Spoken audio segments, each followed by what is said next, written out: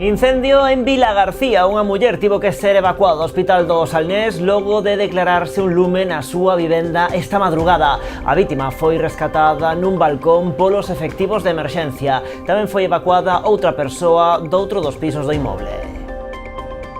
Que tal, saúdos? Todo apunta a que o incendio se declarou nun cadro eléctrico provocando unha gran cantidade de fume. Ampliamos de contado agora os titulares.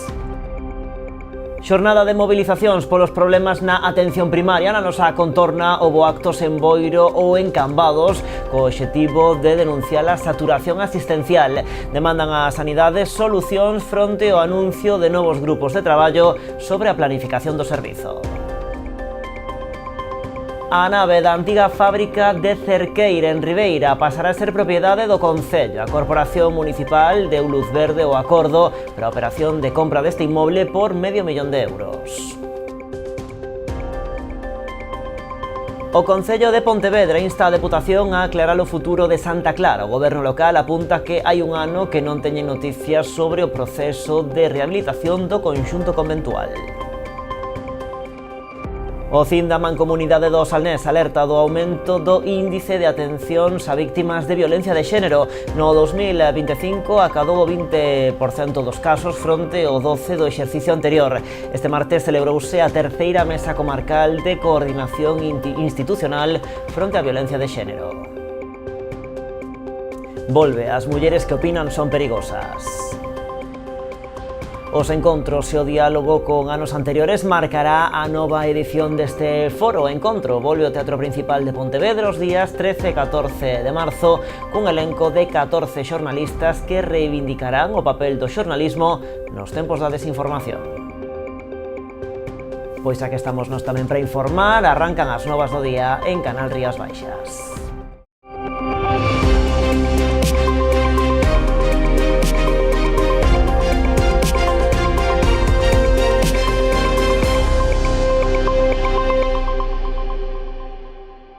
As Rías Baixas sumáronse as mobilizacións en atención primaria convocadas pola CIGA en toda Galicia para denunciar a saturación asistencial. Unha desas protestas tivo lugar no Barbanza diante do Centro de Saúde de Boiro. O ambulatorio conta nestes momentos con 3 médicos menos dos que lle corresponde.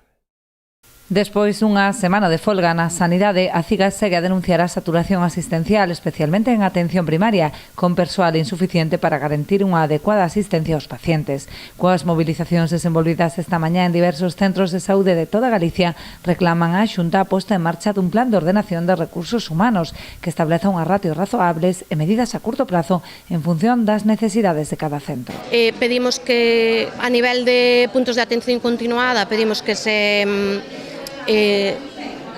fagan xa os cambios que teñen que facerse nos cómputos de horas traballadas, que a día de hoxe siguen penalizando a ese persoal si, por exemplo, colle unha baixa, e iso non pode ser.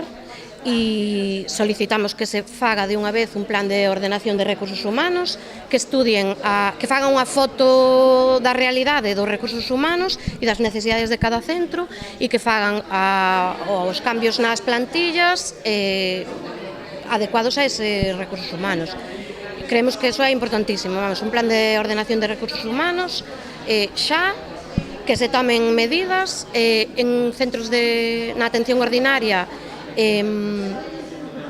Necesitamos que o plan de ordenación de recursos humanos leve á reestructuración de todas as axendas de traballo.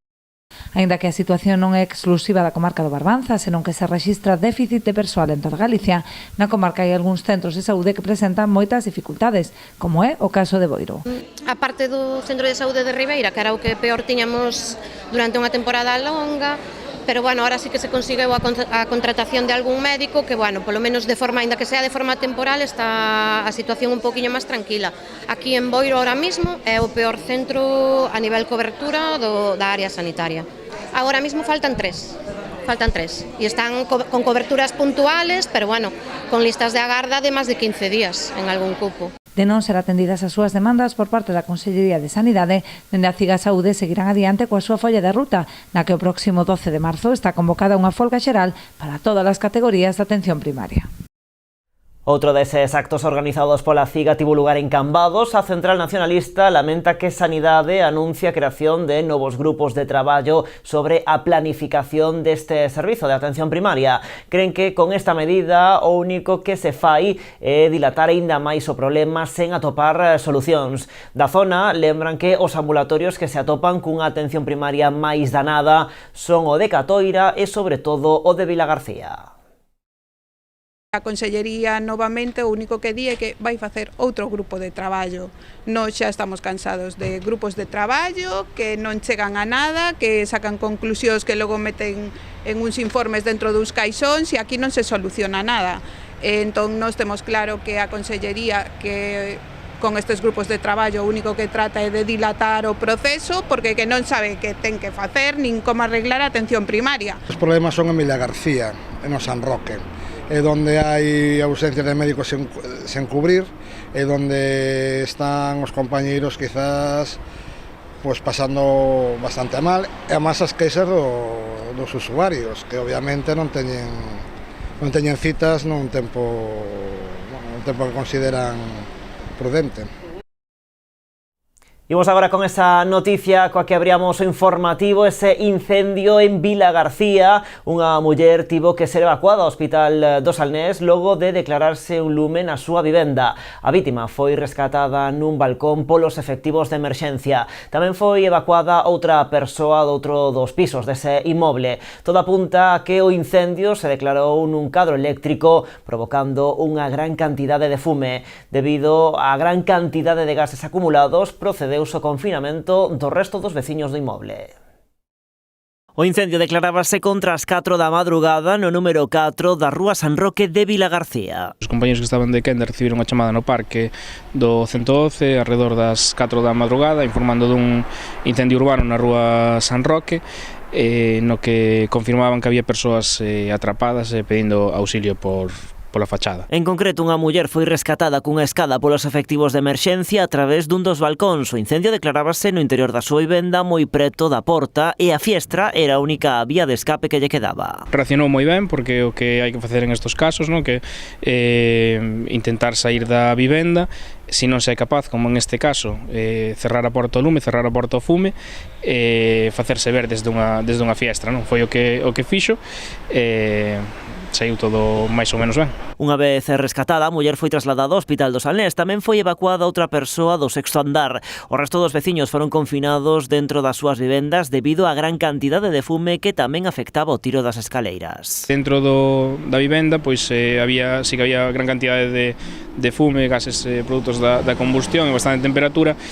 E no cañón de escaleiras había tamén moito fume que dificultaba pois a evacuación do edificio, polo que se optou por ir porta por porta e confinar aos veciños que estaban nas súas vivendas, claro. Polo de agora descoñécense as causas que puideron provocar o incendio, aínda que todo apunta a que a orixe está nun cadro eléctrico na entrada da vivenda afectada. Estáse investigando, ten que investigalo tamén a Policía Científica, pero bueno, todo parece indicar que se orixinou moi preto da porta de entrada, o que dificultou que a persoa habitante dese piso pudiese evacuar. En canto a danos, os principais están dentro da vivenda da víctima. Segundo indican os efectivos de emerxencias, viuse especialmente danado o corredor no que se declarou o lume. No operativo, ademais de emerxencias de Vilagarcía, os bombeiros e os efectivos sanitarios, interveu tamén a Policía Local e a Nacional.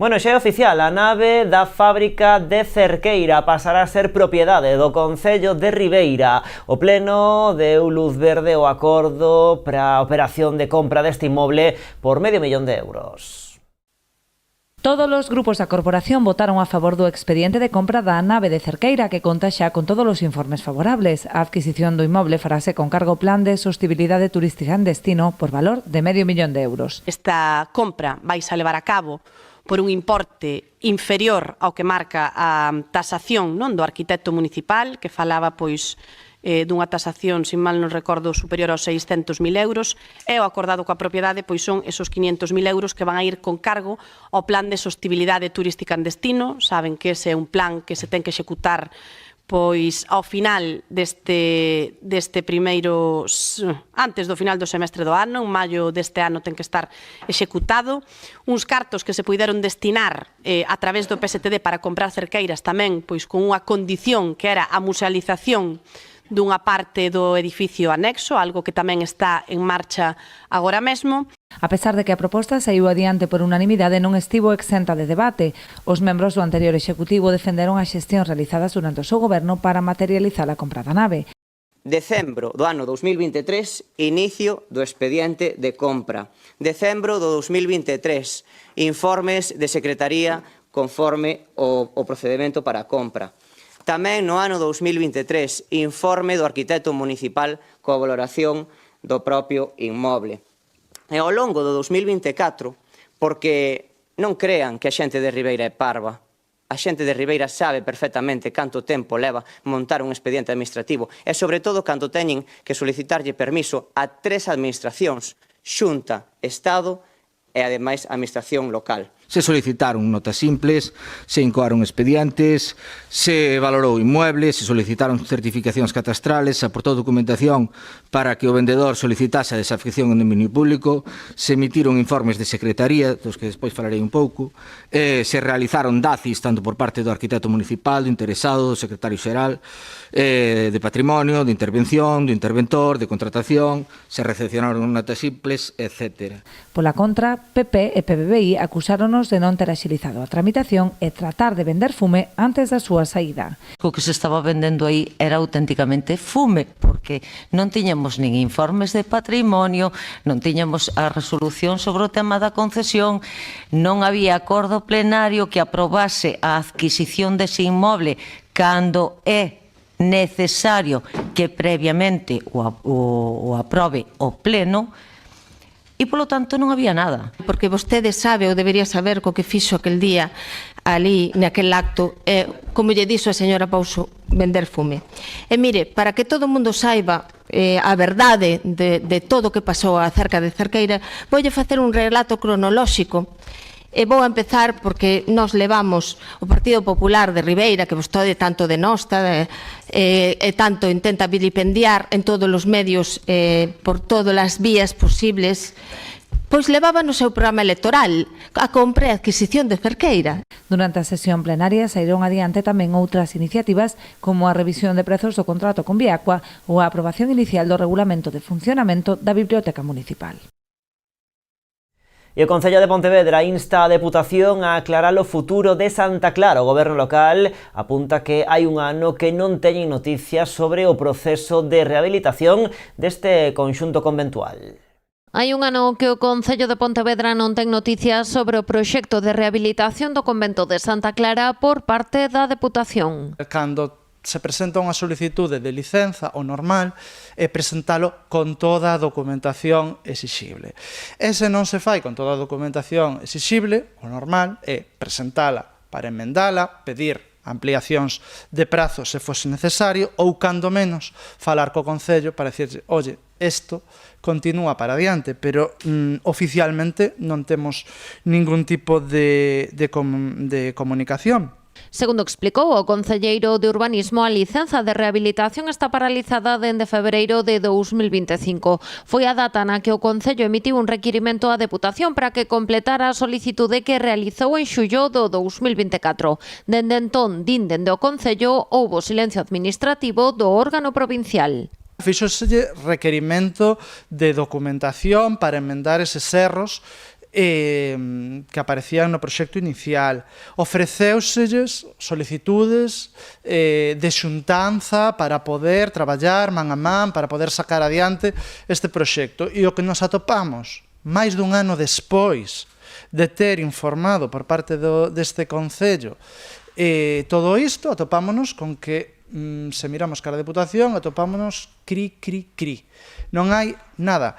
Silencio total. A última noticia que tivo o Concello sobre Santa Clara chegou da man de Patrimonio da Xunta de Galicia. O pasado 13 de febreiro deste ano notificou a Administración local a autorización autonómica para unha segunda fase de excavacións arqueolóxicas. Pero, segundo Oubiña, nin se iniciou a solicitude de licenza, nin se notificou o remate da primeira fase. Esa licenza, a día de hoxe, aínda non nos consta como que estea rematado esas actuacións. Supoñemos que están rematadas porque, polo que se deduce do informe da Xunta, a nova solicitude de licenza que lle fixeron á Xunta ben sostida en eses traballos, pero a nós non nos presentaron. Agora, o Servizo de Urbanismo remitiu un novo requirimento oficial á Deputación. Dan un prazo de 10 días hábiles para emendar os erros advertidos hai un ano e presentar a solicitude de licenza da segunda fase das escavacións. Logo desde 3 anos de que o señor Domínguez se fixese cargo de Santa Clara, seguimos sen noticia ninguna. É verdadeiramente preocupante. Eu creo que o señor Domínguez con isto que se está retratando está poñendo en evidencia a súa deixación de funcións para con Santa Clara. Esta segunda intervención arqueolóxica autorizada por Patrimonio foi adxudicada en outubro pola Deputación por algo máis de 300.000 euros. O prazo de execución é de 7 meses. Seguimos en Pontevedra, onde o PSOE quere poñer o foco na atención das persoas en fogar que viven nas rúas da cidade. A formación levará ao vindeiro pleno unha moción cun dobre obxectivo, a creación dun albergue municipal e a activación do programa Housing First, que pon a disposición de persoas en situación de senfogarismo vivendas normalizadas con acompañamento social intensivo. Segundo Cruz Vermella, no 2024 eran 253 as persoas en fogar na capital pontevedresa. A creación dun albergue municipal en Pontevedra é unha das demandas que o Partido Socialista levará ao vindeiro pleno. A formación considera que carecer destas instalacións limita a reacción do Concello en situacións de emerxencia social e impide ofrecer unha atención digna ás persoas sen fogar. Que cando un pernota no albergue ten que acceder ao albergue sen estar baixo os efectos da droga, baixo os efectos do alcohol, ten que someterse a unha rutina de deitarse a unha hora, de levantarse a unha hora, a unha rutina de aseo. Iso vai axudando pouco a pouco a que as persoas se queren, voluntariamente se lles poda prestar axuda para sair desa situación da rúa, non? Pero iso non ten nada que ver coa inseguridade, non ten nada que ver coa violencia. Segundo datos de Cruz Vermella, no 2024 unhas 235 persoas en fogar foron atendidas en Pontevedra. Pola súa banda, a media diaria de ocupación do albergue de San Javier, xestionado por Cáritas e que conta con 27 prazas, situouse en máis dun 96% no 2025. Unha situación que para os socialistas merece a implicación de todas as administracións. Establecer os convenios de colaboración con entidades sociais para a súa xestión e funcionamento. Recordamos que a gran maioría dos albergues que se atopan polas cidades do noso país pois están en convenio, en colaboración con outras entidades que traballan co sector. E no terceiro lugar, pois solicitar a colaboración e cofuncionamento da Xunta de Galicia, a Deputación de Pontevedra e outras administracións para crear ese albergue. Os socialistas confían en que a proposta consiga o apoio de BNG e PP no pleno. Sobre os populares, Puentes lamentou que asuman discursos que criminalizan as persoas en fogar. Non é un problema de seguridade, é un problema da porafobia, un problema de discriminación das persoas pobres, basicamente, non? E culpar a xente pobre, a xente con menos recursos, a xente que está en situación de vulnerabilidade de todos os medos e de todos os males que podan existir na cidade. De xeito complementario, o PSOE pide ao Concello que estude a implantación do programa Housing First, unha iniciativa destinada a intervir nos casos de persoas en situación de senfogarismo crónico, mediante a posta a disposición de vivenda normalizada con acompañamento social intensivo. Aseguran que este modelo foi testado con éxito en cidades como a Coruña, Pamplona ou Santa Cruz de Tenerife. E aínda da política, o BNG levará ao Congreso os problemas de conexión ferroviaria da comarca do Barbanza. O deputado Néstor Rego formulou unha batería de preguntas relacionadas co corte do treito da vía entre Santiago e Vilagarcía dende o pasado 6 de febreiro. Esta situación provocou que viaxeiros das estacións de Catoira, Padrón ou Pontecesures fiquen sen tren coas consecuentes dificultades para trasladarse aos centros de traballo ou estudo. Os nacionalistas cuestionan que o peche da liña sexa a única resposta posible ante os episodios de chuvias fortes, polo que reclaman un maior mantemento por parte de Renfe para garantir a seguridade sen necesidade de interromper o servizo, deixando prácticamente illada a comarca. Neste sentido, critican tamén a deficiente organización do transporte alternativo con atrasos, supresións e falta de información. E a Xunta anuncia a construción de alo menos 63 novas vivendas de promoción pública en Pontevedra. Ampliamos despois da publicidade.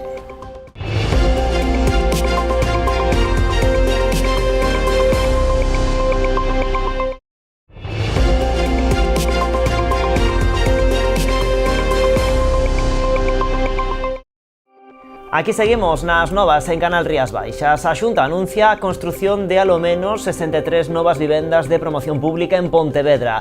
Desta volta, a Administración galega mira cara a Avenida do Uruguai. Aquí o Goberno galego é cotitular xunto co Estado dunha parcela que actualmente acolle o Parque de Maquinaria da Axencia Galega de Infraestructuras. Segundo avanzou a conselleira María Martínez, xa se solicitou ao Executivo Central a cesión total desta parcela para poder ampliar o número de vivendas proxectadas. A Xunta anuncia máis construción de vivenda pública en Pontevedra. O Goberno autonómico puxo o foco nunha parcela da Avenida de Uruguai, da que a Administración galega e o Ministerio de Transportes son cotitulares. Actualmente acolle o Parque de Maquinaria da Axencia Galega de Infraestructuras. Esta parcela, segundo o planeamiento municipal, que sabedes que data do ano 89, é para residencial colectivo, é dicir, é para construir vivendas. Por iso levamos xa preto dun ano contactando co Estado dunha maneira informal, extraoficial, contactando con eles para segregar estas dúas parcelas, Xunta de Galicia e Estado. Aproximadamente a titularidade da Xunta é do 75% e un 25% é titularidade do Estado. Segundo Martínez Allegue, xa se realizou o levantamento topográfico e se segregarían 3 parcelas. A da Xunta do Estado é unha que se cedería ao Concello de Pontevedra. Temos xa feito o levantamento topográfico, temos xa feito o informe de parcelación, de segregación. Se segregarían 3 parcelas, a que titularidade do Estado, a que titularidade da Xunta de Galicia e a que se cedería ao Concello, toda vez que temos que retranquear para os viales correspondentes para facer a alineación con respecto á edificación que está establecida no planeamento. Hoxe mesmo temos xa remitido ese topográfico, ese informe de parcelación á demarcación de carreteras en Galicia, remitiremos ao Estado tamén porque contamos con que sexa unha realidade o antes posible. Os plans iniciais da Xunta contemplan a construción de como mínimo 63 novas vivendas de promoción pública. E con nos, por nosa parte, solicitamos o 100% da parcela, toda vez que a parcela que teñen é máis pequena. En principio deixeron que non, pero seguimos coas negociacións correspondentes. Eu coido, penso que se o sentido común opera será cedida toda a parcela. Incrementaríanse, sí. Unhas 15 ou 20 vivendas aproximadamente. Hai que ter en conta que aquí respetamos a normativa establecida, a ordenanza establecida, que é baixo máis 4 solamente, toda vez que temos Santa María. Quero dicir, non igualaríamos a edificación que temos colindante, senón simplemente baixo máis 4.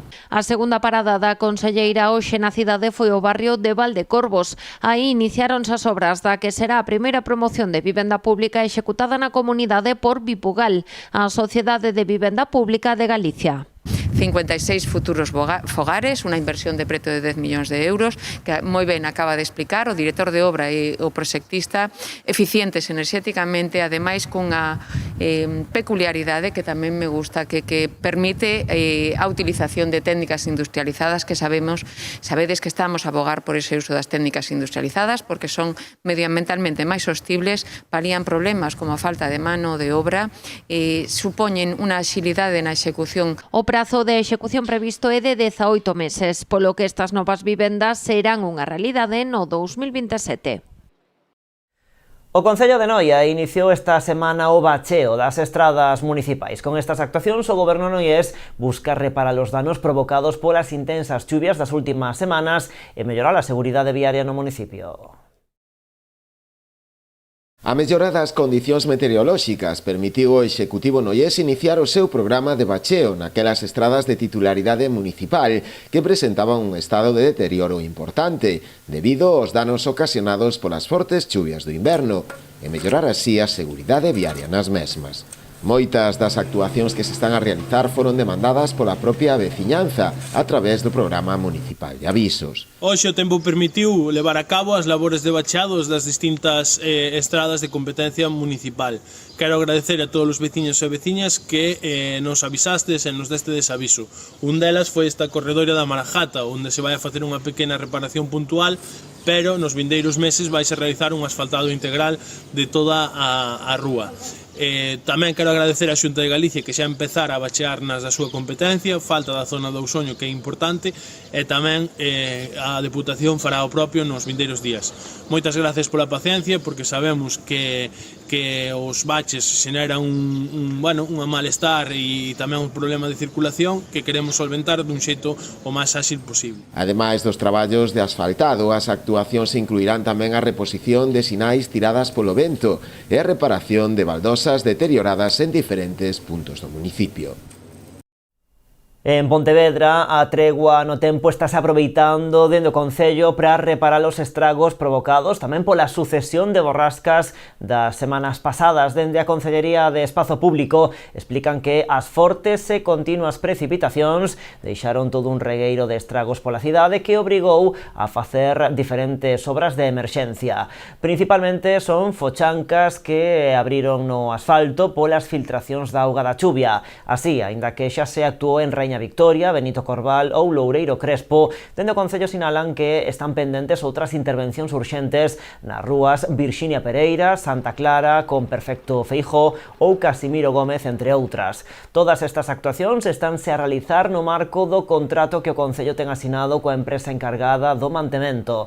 Tamén a intervención que visitou hoxe o concelleiro responsable, Xaquín Moreira, no Paseo dos Gafos, á altura de Ponteboleira.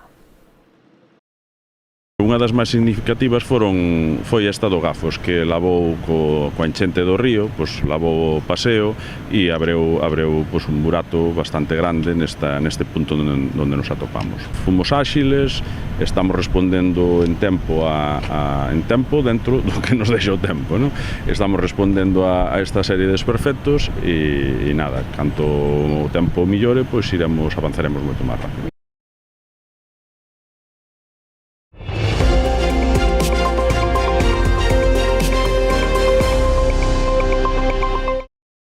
E saiban tamén que o alumnado do Plan Integrado de Emprego do Barbanza está a participar nun taller de deseño de currículos durante esta actividade marcada no PIE que promoven conxuntamente os concellos de Boiro, Rianxo e A Pobra. Os alumnos recibiron consellos prácticos para destacar as súas habilidades e competencias, así como recomendacións clave para adaptar o seu currículo e carta de presentación ás diferentes ofertas laborais. A formación correu a cargo da consultora de recursos humanos María Boisa do Sil, quen achegou aos participantes a visión dun reclutador, dando a coñecer os aspectos que máis valoran as empresas ou analizar os perfis dos candidatos.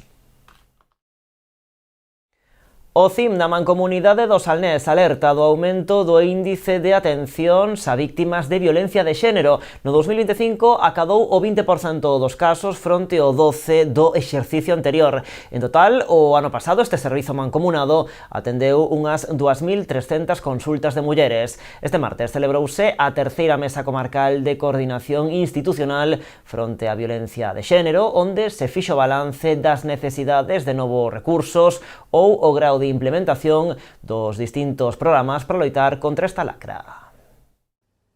No 2025, 2.300 mulleres recorreron o Centro de Información á Muller da Mancomunidade do Salnés, que presta servizos aos concellos de Ribadumia, Meaño, Cambados, Vilanova e Meis. Dende o CIM alertando o incremento de consultas relacionadas coa violencia de xénero, que supuxeron no pasado exercicio o 20% das atencións prestadas. Incrementouse bastante co índice de atencións a víctimas de violencia, igual dun 10-12, igual pasou a un 20% do traballo que facemos. Mulleres vulnerables non son todas vítimas de violencia, pero bueno, non descende de 300, e consultas son como 1.100 ou así de asesoramento, atención psicolóxica, e 1.200 e pico de atención, asistencia xurídica.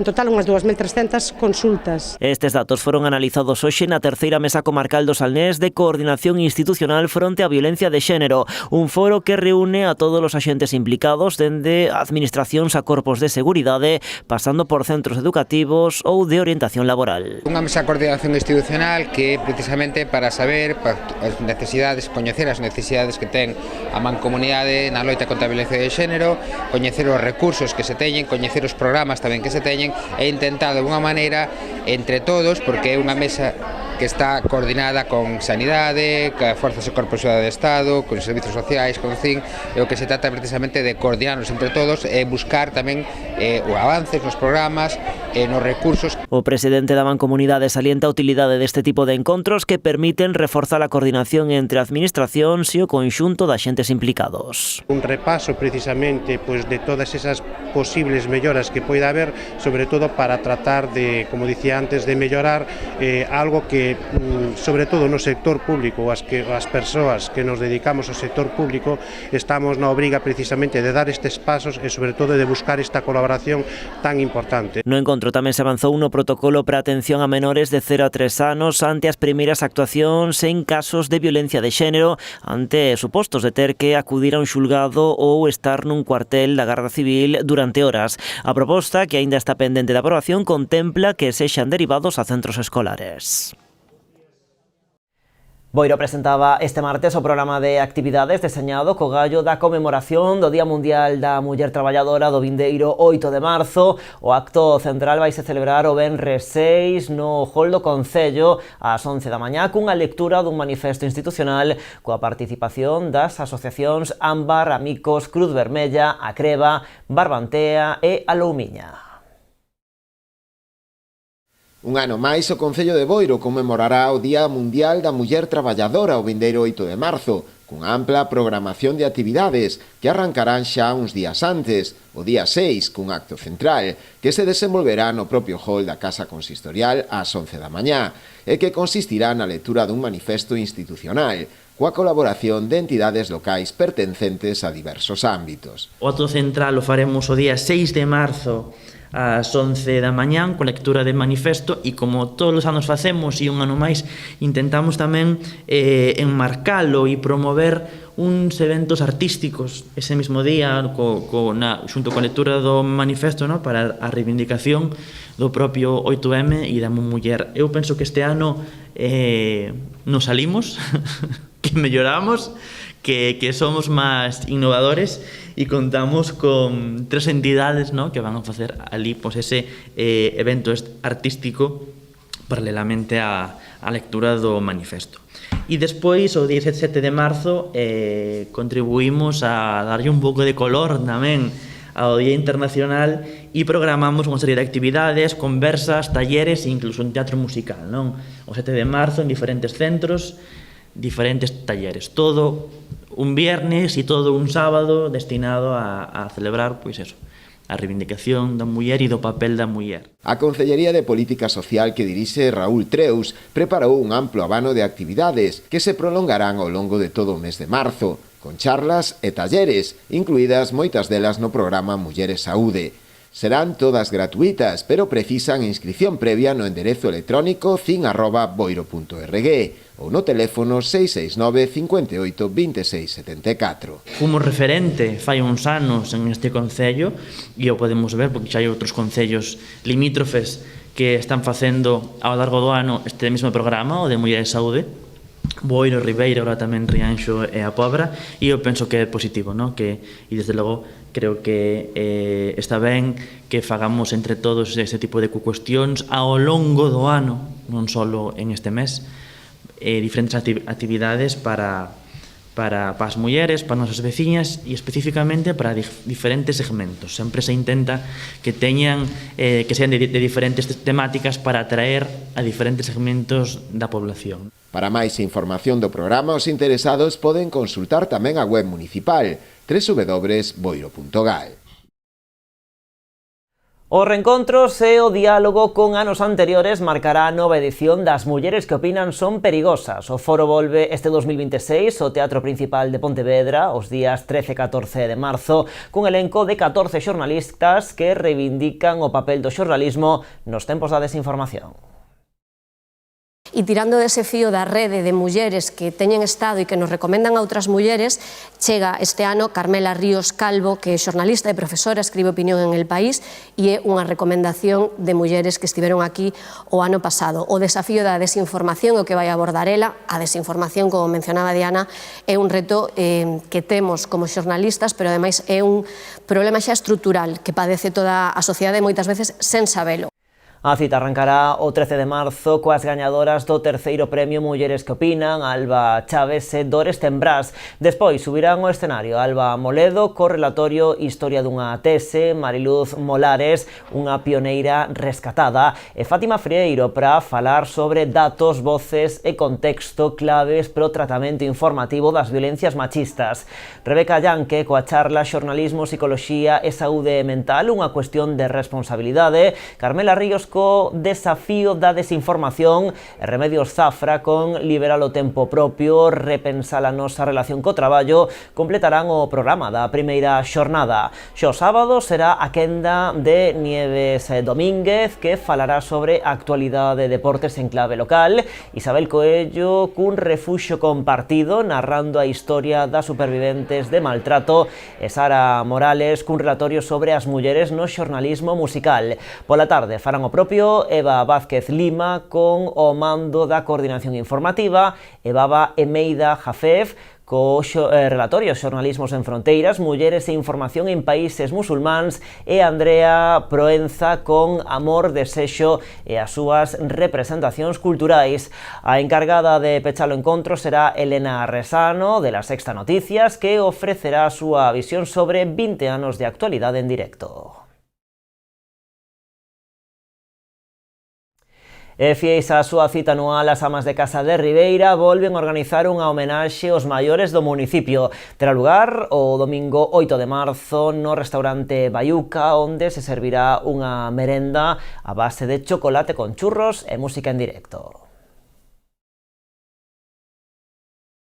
O 8 de marzo terá lugar unha homenaxe da Asociación das Amas de Casa de Ribeira ás persoas maiores, unha data marcada en vermello para moitos ribeirenses que aproveitan esta ocasión de reencontrarse e pasar unha xornada festiva en boa compañía. E unha desas citas tamén é esta homenaxe ás persoas maiores. As persoas maiores, como temos incidido moitas veces, é un colectivo, ao igual que outros moitos, de gran importancia, non de gran importancia na sociedade, porque ao fin e ao cabo, os nosos maiores son a quenes lle debemos todos, son esa estela, non, do que hoxe somos os que vimos detrás, e dende logo, cando un chega a esa edade na que está un pouco máis descansado e ten máis tempo libre, o que compre é darlle servicios, darlle actividades e darlle momentos de ocio para que poidan disfrutar. A merenda desenvolverase no restaurante Baiuca e disporase un servicio de autobuses para facilitar o desplazamento. Comentar que este chocolatada vai ser celebrado no restaurante Baiuca o domingo día 8 de 5 ás 8:30 da tarde, que haberá autobuses que sairán da estación a partir das 4:30 e irán despois para recollela. Teremos a actuación de Dani DJ e, como non, as invitacións estarán no local de amas de casa para a súa retirada de todas aquelas persoas que queiran asistir. A asistencia será de balde para todos os maiores de 65 anos. Os interesados xa poden retirar as invitacións no local das amas de casa en horario de 10:30 a 1.